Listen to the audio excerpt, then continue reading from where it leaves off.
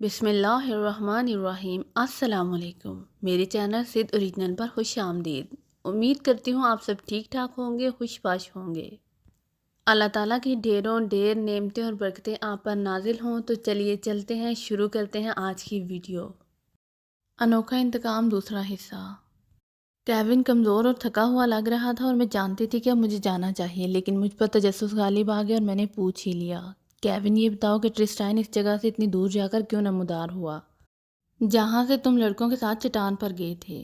اس نے کندھے اچکاتے ہوئے کہا، میرا خیال ہے کہ سمندر کی لہریں اسے وہاں تک لے گئیں، یا وہ ساحل کے ساتھ رینگتا ہوا وہاں تک پہنچا ہوگا۔ اس بارے میں سوچنا مشکل ہے۔ تمہیں اس بارے میں سوچنا ہوگا، میں نے کہا، کیونکہ ٹرسٹائن نے وکیل کے لیے کہا ہے، حالانکہ تم بھی وکیل ہو، لیکن اس نے تمہاری بات نہیں کی۔ کیوں؟ تم سمجھتے ہو کہ وہ گھر آنے سے زیادہ کچھ نہیں چاہتا۔ تم اس بارے میں کچھ نہیں جانتی، کیون نے اسپاٹ لہجے میں کہا، کیونکہ تمہارا کوئی بچہ نہیں، اس لیے تم ٹرسٹائن کا دکھ نہیں سمجھ سکتی۔ وہ تکلیف میں ہے۔ پوری زندگی میں اسے بھائی کے علاوہ کوئی نہیں ملا جس پر وہ بھروسہ کر سکے۔ اسے متعدد بار گھٹیا لوگوں کے پاس رہنے کے لیے بھیجا گیا، جس کے اس کی زندگی پر برے اثرات مرتب ہوئے۔ تم جیسی پڑھی لکھی مہارت یافتہ اور خوبصورت عورت نہیں جانتی کہ ایسے لوگوں کے ساتھ رہنا کتنا مشکل ہے، اور اب وہ کم از کم 24 گھنٹے سے بے ہوش ہے۔ ہم نہیں جانتے کہ اسے کیا یاد ہے۔ کیا وہ جانتا ہے کہ میں کون ہوں؟ کیا اسے معلوم ہے کہ پال مر چکا ہے؟ وہ بولتا رہا، لیکن اس کے لفظوں میں کھو چکی تھی اس نے جو میرے بارے میں ادا کیے تھے۔ میں تعلیم یافتہ ہوں، بالکل ٹھیک، لیکن شاید ہی وہ میری ملازمت کے بارے میں جانتا ہو۔ مہارت یافتہ؟ یہ بھی ماضی کا قصہ ہے۔ کاش میں اسے بتا سکتی کہ کس طرح مجھے اپنے والدین یا دوستوں، ملازمت اور پرآسائش زندگی سے محروم ہونا پڑا۔ پھر میں نے ایک نئے نام، نئے ہیئر کلر اور ہیئر سیلون کی معمولی ملازمت کے ساتھ زندگی کا سفر دوبارہ شروع کیا۔ اور جہاں تک خوبصورت ہونے کا تعلق ہے تو یہ ایک مذاق ہے۔ میں خوبصورتی کی تعریف پر پوری نہیں اترتی تھی۔ میری آنکھوں میں اداسی تیرتی ہے اور میرا منہ قدرتی طور پر عجیب سا بن جاتا ہے۔ کم از کم گزشتہ 8 برس سے تو یہی کیفیت ہے۔ اس سے پہلے میں ایک مختلف انسان تھی۔ سچ تو یہ ہے کہ میں اسے بامشکل یاد کرتی ہوں۔ میں اس کے بارے میں اس طرح سوچتی ہوں جیسے کوئی اپنی پیاری چھوٹی بہن کو یاد کرتا ہے جو مر چکی ہے۔ کیون نے میری کلائی کو چھوا، میں پیچھے نہیں ہٹی۔ اس نے اپنا ہاتھ میرے گرد کر لیا۔ اس کی آنکھوں میں ندامت دیکھ کر میرے بھی آنسو نکل پڑے۔ اس نے میری آنکھوں میں دیکھا اور اس کے ہونٹوں پر ایک پھیکی سی مسکراہٹ دوڑ گئی۔ اس نے ایک انگلی سے میرے گال کو چھوا اور بولا، کیا تم رکو گے کیم؟ میرے لیے کسی سے قریب ہونا مشکل تھا اور میں تھوڑی سی خوف زدہ بھی تھی۔ مجھے ایک تلخ تجربہ ہو چکا تھا اور میں اسے دہرانا نہیں چاہتی تھی۔ کسی شخص سے قریب ہونے کا مطلب تھا کہ مجھے پے در پہ جھوٹ بولنا پڑتے، کیونکہ ہر نئے دوست یا محبوب کی خواہش ہوتی ہے کہ وہ آپ کے بارے میں جانے، اور پھر اس طرح کے سوالات کیے جاتے ہیں، تم کہاں پلی بڑھی؟ کیا تم نے کالج میں تعلیم حاصل کی؟ کیا تم ہائی اسکول میں احمق، شوخ یا تنہا تھی؟ اس سے پہلے تمہارا کتنے لوگوں سے تعلق رہا؟ وغیرہ وغیرہ۔ لیکن کیون ہینڈسم اور غیر محفوظ تھا۔ یہ امتزاج پرکشش تھا اور میں اس سے متاثر ہوئے بغیر نہ رہ سکی۔ اس سے پہلے کہ میں کوئی جواب دیتی، اس نے اپنا ہاتھ پیچھے ہٹا لیا اور سیدھا ہو کر بیٹھ گیا۔ وہ اس طرح کپ کپا رہا تھا جیسے اسے سردی لگ گئی ہو۔ معاف کرنا، مجھے یہ نہیں کہنا چاہیے تھا۔ تمہاری بڑی مہربانی کہ تم اپنی کار میں مجھے گھر تک لے کر آئیں۔ میں نے چائے کی پیالیاں دھوئیں اور انہیں اپنی جگہ پر رکھ دیا۔ کیون نے مجھ سے پہلے آگے بڑھ کر دروازہ کھول دیا، پھر جھجکتے ہوئے میری ٹھوری اپنے ہاتھ میں پکڑی اور آہستہ سے جھکا۔ اس نے مجھے اتنا وقت دیا کہ میں پیچھے ہٹ جاتی، لیکن میں نے ایسا نہیں کیا۔ اس نے آہستہ سے میرا بوسہ لیا۔ اس کے نئے کپڑوں سے مسحور کن خوشبو آ رہی تھی۔ یقیناً اس نے یہ کپڑے آن لائن منگوائے ہوں گے جو اسے ہسپتال میں مل گئے ہوں گے۔ کیون نے کہا، میں پال کی یاد میں ایک تقریب کرنے والا ہوں۔ جیسے ہی ٹرسٹائن اس میں شرکت کے قابل ہوگا، اگر انہوں نے مجھے اس کے ساتھ کھڑے ہونے کی اجازت نہیں دی تو کیا تمہارا آنا ممکن ہے؟ اس کے ساتھ چائلڈ پروٹیکشن کے لوگ ہوں گے، لیکن وہ اس کے لیے اجنبی ہیں۔ اسے ایک جانے پہچانے چہرے کی ضرورت ہوگی، اور میں نے اپنا ہاتھ اس کے گال پر رکھا اور بولی، میں اس کی خاطر آ جاؤں گی اگر تم وہاں نہیں ہوئے۔ تم ٹھیک کہہ رہی ہو، ٹونی نے کافی پینے کے دوران غور کرتے ہوئے کہا۔ سوال یہ ہے کہ وہ لڑکا اس جگہ سے اتنی دور کیسے آ گیا جہاں وہ گیا تھا؟ میں اسے اس طرح دیکھتی ہوں، میں نے کہا۔ سمندر کی لہریں اسے اس جگہ سے دور لے گئی ہوں گی جہاں وہ گرا تھا، لیکن ان کا بہاؤ دوسری سمت میں تھا۔ اس بات کا بہت امکان ہے کہ وہ پہلے شمال اور پھر جنوب کی طرف بہتا چلا گیا۔ مارتھا نفی میں سر ہلاتے ہوئے بولی، یہ تم کیسے جانتی ہو کیم؟ لائبریرین تقریباً تمہیں ہر بات بتا سکتے ہیں، یا پھر تم انٹرنیٹ پر دیکھ سکتی ہو۔ ٹونی نے مجھے ایسی نظروں سے دیکھا جیسے میری بات کو جانچ رہا ہو۔ لہٰذا شاید ٹرسٹائن بہتا ہوا وہاں سے دور آ گیا ہو، یا پھر وہ ساحل کے ساتھ رینگتا ہوا اس جگہ کی تلاش میں ہو جہاں سے وہ چٹان پر چڑھ سکے، لیکن اس حالت میں 5 میل تک جانا ممکن نہیں۔ زیادہ امکان یہی ہے کہ کیون اس جگہ کے بارے میں جھوٹ بول رہا ہے جہاں وہ گرا تھا۔ ٹونی گرایا، ہاں، اور اس کی واحد وجہ ہمیں گمراہ کرنا تھی تاکہ لڑکوں کو غلط جگہ تلاش کرتے رہیں۔ میں نے اس بات میں سر ہلاتے ہوئے کہا، یقیناً وہ لاشیں ملنے سے پہلے ہی مر چکے تھے، تو تم یہ تصور کر رہے ہو کہ باپ انہیں دھکا دینے کے بعد خود بھی چھلانگ لگانے والا تھا، لیکن شاید اس نے اپنے آپ کو چٹان کے باہر نکلے ہوئے حصے پر دیکھ کر اپنا ارادہ بدل دیا۔ ٹونی نے نفی میں سر ہلاتے ہوئے کہا، زیادہ امکان یہی ہے کہ اس نے پہلے سے منصوبہ بندی کر رکھی تھی۔ اس نے دونوں لڑکوں کو اس جگہ کے قریب سے دھکا دیا جہاں سے ٹرسٹائن ملا تھا۔ پھر وہ 5 میل پیدل چلتا ہوا اپنی کار کے قریب آیا اور ایک جگہ لیٹ گیا۔ اسے یقین تھا کہ کوئی نہ کوئی وہاں سے گزرے گا۔ اس جگہ ٹوٹی ہوئی جھاڑیاں اور پتھر بکھرے ہوئے تھے۔ اس جگہ گرنے سے وہ تھوڑا بہت زخمی ہو گیا۔ میں نے کافی کا ایک گھونٹ لے کر پیالی ایک طرف رکھ دی۔ مارتا کی بنائی ہوئی کافی بہت اسٹرانگ تھی اور مجھے صبح اسکول جانے کے لیے جلدی اٹھنا تھا۔ اگر ہم پال کی لاش دیکھ سکتے ہیں، ممکن ہے کہ اس کی موت گرنے سے واقعہ نہ ہوئی ہو۔ ممکن ہے کہ وہ اس کی موت گرنے سے پہلے ہی واقعہ ہو، ممکن ہے کہ وہ اوپر جانے سے پہلے ہی مر چکا ہو۔ ان باپ بیٹوں میں کوئی بحث ہوئی ہو اور کیون نے کلہاڑی سے اس پر ضرب لگا دی ہو، یا میں نے چونکتے ہوئے کہا، وہ شکار کرتا ہے، اس کے پاس رائفلیں ہیں، لیکن ٹرسٹائن نے وکیل کے لیے کہا ہے، کیوں؟ کیا اس نے اپنے بھائی کو مارا ہے جان بوجھ کر یا حادثاتی طور پر؟ اور پھر میں اس سے آگے کچھ نہ کہہ سکی۔ ٹونی نے کندھے اچکاتے ہوئے کہا، یہ میرا کیس نہیں ہے کیم، لیکن تم ٹھیک کہہ رہی ہو۔ مارتھا نے کہا، تم لوگ مجھے ایک بات بتاؤ، اگر تمہوں نے اس پر غور کیا ہو، کیون ان لڑکوں کو کیسے معاف کر سکتا تھا جنہوں نے اس کے بھائی کو قتل کیا؟ یہ کہنا بہت آسان ہے کہ وہ ہیرو ہے، کہ اس نے اپنے بھائی کے قاتلوں کو نہ صرف معاف کیا بلکہ انہیں سہارا بھی دیا۔ لیکن سچی بات یہ ہے کہ وہ سب کر سکتا ہے۔ بھائی سے خون کا رشتہ ہوتا ہے۔ اس کی آنکھیں سکڑ گئیں۔ اور اگر کوئی ڈیگو کو تکلیف پہنچائے تو کیا ٹونی میرے ساتھ چلتا ہوا کار تک آئے۔ وہ ایک بار پھر پال کی لاش ڈھونڈ رہے ہیں۔ اس بار ان کی توجہ اس جگہ پر ہے جہاں سے ٹرسٹائن ملا تھا۔ تمہارا نظریہ غلط نہیں ہے، میں نہیں سمجھتا کہ وہ لڑکا ابھی تک زندہ ہوگا۔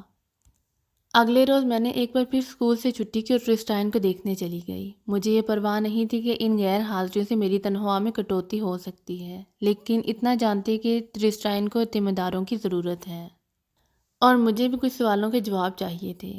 اس روز بھی وہی پولیس آفیسر ڈیوٹی پر تھے، لیکن جب میں اندر جانے لگی تو اس نے مجھے ہاتھ دے کر ہلایا اور بولی، میں 10 بجے چلی جاؤں گی، میری جگہ دوسرا گارڈ آئے گا۔ ٹرسٹائن پہلے کے مقابلے میں بہتر لگ رہا تھا۔ وہ بستر سے بیٹھا ہوا ویڈیو گیم کھیل رہا تھا اور اس کے بیڈ سائڈ پر بہت سے میگزین رکھے ہوئے تھے جنہیں اس نے ہاتھ بھی نہیں لگایا تھا۔ اس کے علاوہ سافٹ ڈرنک اور چپس کے پیکٹ بھی تھے۔ میں اندر داخل ہوئی تو اس نے میری طرف دیکھا۔ ہائے، کیسے ہو؟ میں نے کہا۔ وہ کندھے اچکاتے ہوئے بولا، تم پہلے بھی آئی تھی جب میں بے ہوش تھا۔ میں نے اس بات میں سر ہلایا، جب تم نے آنکھیں کھولیں تو مجھے پہچان لیا۔ میں تمہارے اسکول میں ہوتی ہوں، کیم بیکر۔ ٹرسٹائن نے سر ہلایا۔ ہاں، مجھے یاد ہے۔ کیا تمہیں ہر بات یاد ہے؟ اسکول اور پہلے کے واقعات؟ اس نے اس بات میں سر ہلا دیا۔ اور اس کے بعد جب تم پیدل سفر پر گئے تھے اور تمہارے بھائی کے ساتھ کیا ہوا؟ اس کے چہرے پر سختی آ گئی۔ وہ گیم پلیئر کی طرف دیکھنے لگا۔ میں اس کے بارے میں بات کرنا ضروری نہیں سمجھتا۔ میں صرف پولیس اور ویلفیئر آفیسر سے بات کر سکتا ہوں، اپنے وکیل سے بھی نہیں۔ میرا کوئی وکیل نہیں، اس نے دو ٹوک الفاظ میں کہا۔ پہلے میں اس بارے میں سوچ رہا تھا، لیکن مجھے بتایا گیا کہ مفت وکیل نہیں مل سکتا تا وقت یہ کہ میں نے کوئی جرم نہ کیا ہو۔ یہ محض ایک حادثہ تھا، اس میں کوئی جرم نہیں ہوا۔ اس نے تھوڑا سا توقف کیا۔ مجھے بتایا گیا ہے کہ میں بہت جلد اپنے گھر جا سکتا ہوں۔ تم واپس کیون کے پاس جانا چاہتے ہو؟ ٹرسٹائن نے کندھے اچکائے۔ ہاں، میں وہیں رہتا ہوں۔ یہ سن کر مجھے قدرے سکون ہوا۔ اگر ٹرسٹائن گھر جانا چاہتا ہے تو اس کا مطلب تھا کہ کیون بے قصور ہے۔ ایک نرس مسکراتے ہوئے اندر آئی۔ ہیلو ینگ مین، لگتا ہے کہ تم آج دوپہر میں چلے جاؤ گے۔ ٹرسٹائن نے بے تابی سے کہا، گھر؟ نرس مسکرائی۔ یہ میرے ہاتھ میں نہیں ہے، لیکن میں نے ایسا ہی سنا ہے۔ اسی وقت کیون کمرے میں داخل ہوا۔ تم نے ٹھیک سنا ہے، مس جیکسن کاغذات تیار کر رہی ہیں۔ پھر اس نے ٹرسٹائن کو مخاطب کیا۔ ہائے بیٹا۔ کیون ٹرسٹائن کے تاثرات کا اندازہ لگانا مشکل تھا۔ تم کہاں تھے؟ میں انتظار کر رہا تھا۔ کیون مسکرایا۔ میں جانتا ہوں، لیکن کچھ نہیں کر سکتا۔ پولیس اپنا کام کر رہی تھی اور ان کی کوشش تھی کہ سب ٹھیک رہے۔ ہم دونوں یہ بات سمجھ سکتے ہیں۔ اس نے ٹرسٹائن کے کندھے پر ہاتھ رکھا۔ میں اس کے لیے معذرت ہوا ہوں اور اب میں تمہیں صرف گھر لے جانا چاہتا ہوں۔ اس نے جیسے ہی مجھے دیکھا تو بولا ہو اچھا ہوا کہ تم بھی یہاں ہو، تم نے واقعی اپنی بات کا پاس کیا، اور اگر مجھے ایک دفعہ اور تمہیں بلانا پڑا تو میں اس لڑکے کو گھر لے جانے کے لیے تمہاری مدد حاصل کر سکتا ہوں۔ وہ مسکرائے تو مجھے اس کا بوسہ یاد آ گیا۔ میں نے کندھے اچکا دیے، لیکن کیون اور ٹرسٹائن نے میری زندگی میں ہلچل مچا دی تھی۔ میرے فون پر ٹونی کا پیغام آیا، میں نے ہال میں جا کر اسے پڑھا۔ اس میں لکھا تھا کہ پولیس کی تفتیش مکمل ہو گئی ہے اور ٹرسٹائن کو ڈسچارج کیا جا رہا ہے۔ وہ کیون کی نگرانی میں رہے گا۔ میں نے کمرے میں جا کر کیون کو بتایا کہ 4 بجے تک آ جاؤں گی، اور اسکول چلی گئی۔ ٹرسٹائن کے لیے گھر پر پہلی رات بہت بھاری تھی۔ وہ بہت تھکا ہوا تھا اور اس کے لیے باتھ روم جانا بھی ایک مسئلہ تھا۔ اس لیے کیون کو ہی اس کی مدد کرنا تھی۔ گو کہ وہ خود بھی پوری طرح فٹ نہیں تھا، اس لیے نرس کا انتظام کیا گیا، لیکن اس کی ڈیوٹی صبح سے شروع ہوتی۔ اس وقت تک کیون ہی آن کال تھا۔ اس نے مشروب کی بوتل کھولی اور میں نے 2 گلاس اس کے سامنے رکھ دیے۔ معاف کرنا، اس نے اپنا گلاس میرے گلاس سے ٹکراتے ہوئے کہا۔ میں نے کبھی ڈنگ کے گلاس خریدنے پر توجہ نہیں دی، کیونکہ اس گھر میں ہم صرف 3 مرد ہی تو تھے۔ پھر اس نے اپنے آپ کو ایک بڑے صوفے پر گرا دیا۔ اب ایک لڑکا رہ گیا ہے، مجھے اسی کا عادی ہونا پڑے گا۔ میں اس کے برابر بیٹھ کے ٹانگ پر ٹانگ رکھتے ہوئے بولی، بائی کا تو کوئی متبادل نہیں ہو سکتا۔ میں کوئی تجویز پیش نہیں کر رہی، لیکن شاید ٹرسٹائن ایک کتے سے بہل جائے۔ میں اسے ایک کتا دے سکتی ہوں۔ کیون نے اپنا گلاس میز پر رکھا اور مجھے اپنے قریب کر لیا۔ میری جینز ٹخنوں سے اوپر تھی۔ اس نے وہاں بنا ہوا ٹیٹو دیکھ لیا اور کہکہا لگاتے ہوئے بولا، یہ تم نے لوسی کا ٹیٹو کیوں بنوایا ہے؟ یہ پلیٹ ڈاؤن مین ہے۔ میں نے تصحیح کی، میں اس بارے میں کسی روز بتاؤں گی۔ میں نے مشروب کا گھونٹ لیتے ہوئے کہا، اس میں کوئی راز نہیں ہے۔ میں ایک سیدھی سادی اور تھوڑی سی بورنگ زندگی گزار رہی ہوں۔ میں نے موضوع بدلنے کی کوشش کی۔ اسی وقت ٹرسٹائن کے کمرے سے چلانے کی آواز آئی۔ کیون کے اٹھنے سے پہلے میں اس کے کمرے تک پہنچ چکی تھی۔ میں نے کمرے کی لائٹ جلائی۔ ٹرسٹائن بستر پر بیٹھا ہوا تھا۔ اس کی آنکھوں میں وحشت تھی۔ اس نے ایک ہاتھ سے دوسرے کو سہارا دیکھ رکھا تھا۔ اس کے بال اور بستر کی چادر تکیہ پسینے میں بھیگے ہوئے تھے۔ میں نے اس کے قریب جا کر کہا، تم بالکل ٹھیک ہو دوست۔ پھر کیون بھی آ گیا اور اس کے بستر کے کنارے بیٹھ کر بولا، سب ٹھیک ہو جائے گا ٹرس، ہم اس مرحلے سے بھی نکل جائیں گے۔ یہ پسینے میں بھیگا ہوا ہے کیون، میں نے کہا، میں اس کے لیے دوسری ٹی شرٹ لے کر آتی ہوں۔ مجھے الماری میں ایک ٹی شرٹ مل گئی۔ میں نے مڑ کر دیکھا، کیون اس کی بھیگی ہوئی قمیض اتار رہا تھا۔ اس کے سینے پر جامنی اور سبز رنگ کے زخم تھے، اور سینے کی ہڈی پر ایک گہرا نیلا نشان۔ شاید یہ سمجھ لیا گیا تھا کہ یہ نیل بھی اس کو لگنے والی چوٹوں میں سے ایک تھا، لیکن میں جانتی تھی کہ یہ کیا ہے۔ یہ نیلا نشان ایک بڑے ہاتھ کا واضح پرنٹ تھا، جیسے کسی نے اسے زور سے دھکا دیا ہو۔ میں نے اپنے چہرے کے تاثرات ظاہر نہ ہونے دیے، لیکن کیون کی آنکھوں نے مجھے بتا دیا کہ میں نے اپنی حیرت عیاں کر دی۔ میرا فون لیونگ روم میں تھا۔ میں نے صاف شرٹ کیون کی طرف پھینکی اور واپس جانے لگی۔ میں اس کے لیے چائے بناتی ہوں، شاید ہمیں بھی اس کی ضرورت ہو۔ نہیں کیم، کیون نے پہلو بدلتے ہوئے کہا، مجھ سے مت ڈرو پلیز۔ میں تمہیں نقصان نہیں پہنچاؤں گا، کیون نے کہا۔ اس کا کوئی فائدہ نہیں۔ میں نہیں سمجھتا کہ کسی کو بیوقوف بنانے کا کوئی طریقہ ہے۔ ٹرسٹائن نے اس کی طرف دیکھا۔ اس کے چہرے پر خوف تھا۔ اسے مت بتاؤ، اس نے التجا کی۔ کیا نہ بتاؤ؟ میں نے پوچھا۔ یہی کہ اس نے تمہیں اور تمہارے بھائی کو چٹان پر سے دھکا دیا۔ یہ میں پہلے سے جانتی ہوں۔ میں یہ سمجھنے سے قاصر ہوں کہ تم اس کی پردہ پوشی کیوں کر رہے ہو، حالانکہ تمہارے پاس کئی مواقع تھے۔ ٹرسٹائن نے اٹھنے کی کوشش کی۔ تم چلی جاؤ، ہمیں تنہا چھوڑ دو، تم کچھ نہیں جانتی۔ کیون نے اس کے کندھے پر اپنا ہاتھ رکھا تو وہ خاموش ہو گیا۔ آرام سے بیٹا، اس نے کہا۔ اس وقت سب سے زیادہ اہم تمہاری صحت یابی ہے، تم صرف اس پر توجہ دو۔ ہمیں قانونی معاملات کا خیال رکھنا ہے۔ میں دان پیستے ہوئے بولی، قانونی معاملات؟ کیون، تم نے ایک لڑکے کو مار دیا اور دوسرے کو مارنے کی کوشش کی۔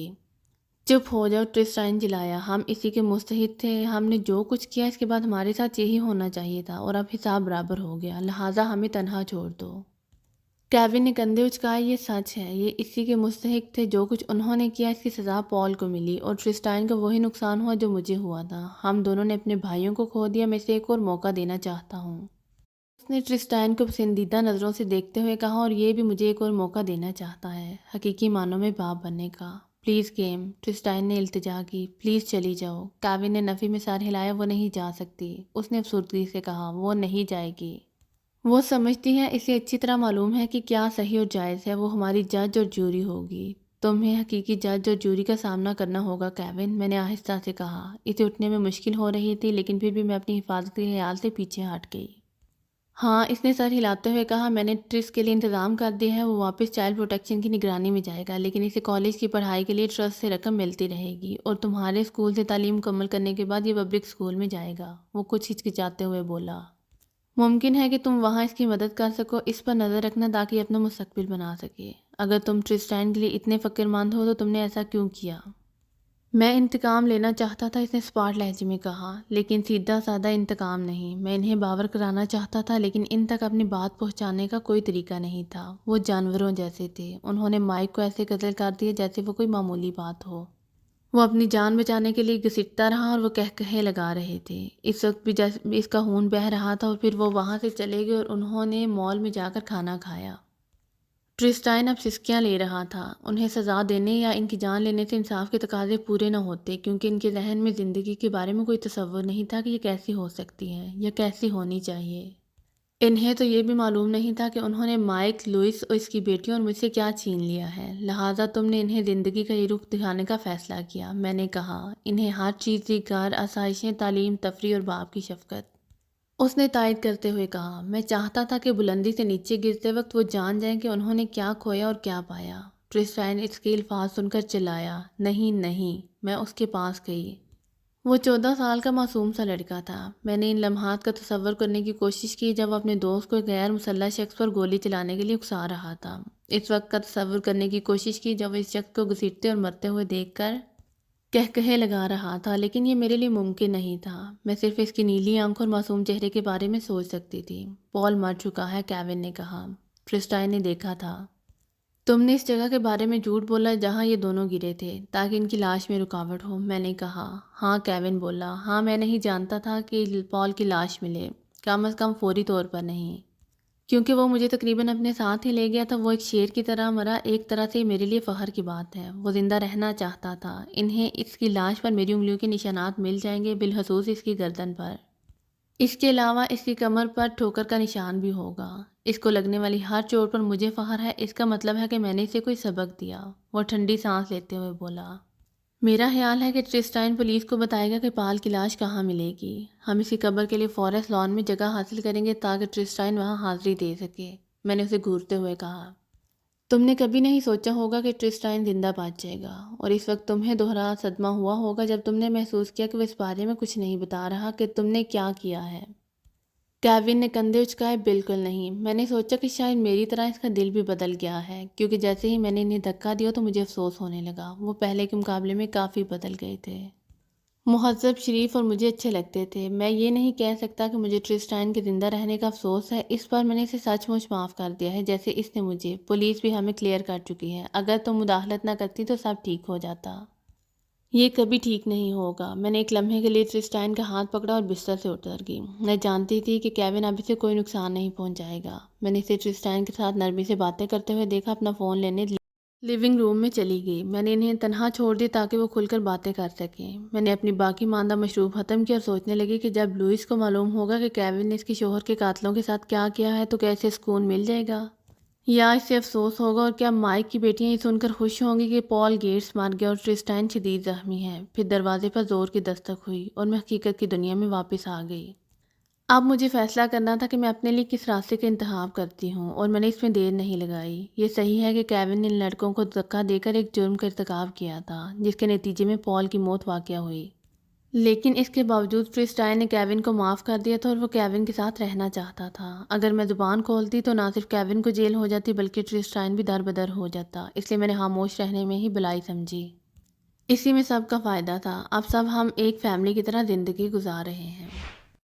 اگر آپ کو میری ویڈیو پسند آئے تو please like, share and subscribe کرنا مت بھولیے گا۔ جزاک اللہ۔